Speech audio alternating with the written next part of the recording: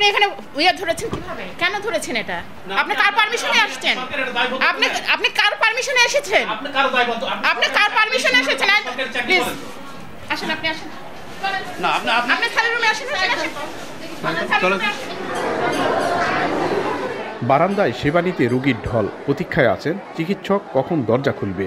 দুপুর ঠিক 12:30। নানা সমস্যা নিয়ে আসা 30 থেকে 60 ঊর্ধ্ব রোগীরা হাসপাতালের টিকিট কেটে অপেক্ষা করছেন। দেখাবেন চিকিৎসক। সকাল 10টা থেকে টানা 2.5 ঘন্টা অপেক্ষার পরও চিকিৎসক দরজা খুলছে না।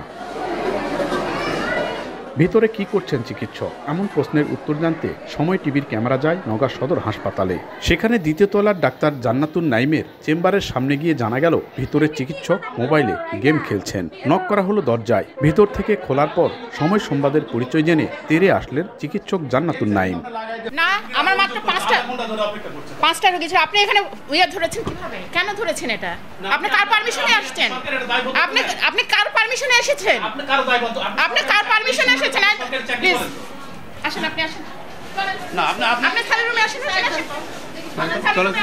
এ অবস্থায় রোগীদের সেবা না দিয়েই চিকিৎসক জান্নাতুল নাইম চেম্বার ছেড়ে চলে যান। ভুক্তভোগীদের অভিযোগ, দুপুর 1টার পর আর কোনো চিকিৎসক মেলে না। চিকিৎসকরা যেতে বলেন তাদের প্রাইভেট ক্লিনিকে।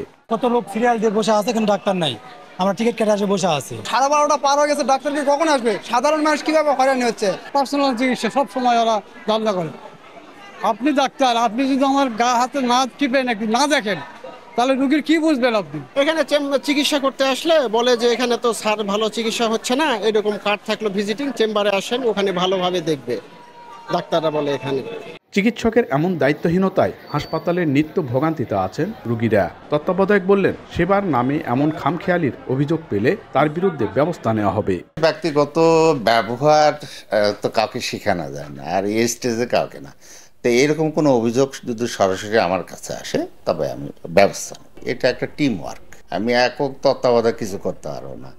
এখানে আমার সুইপার থেকে শুরু করে আমার চিকিৎসক থেকে শুরু করে সবারই যদি সম্মিলিত সদিচ্ছা থাকে, সবাই মিলে যদি ঠিকমতো যে যার দায়িত্ব পালন করি, তাহলে ডেফিনেটলি আরও উন্নতি হবে।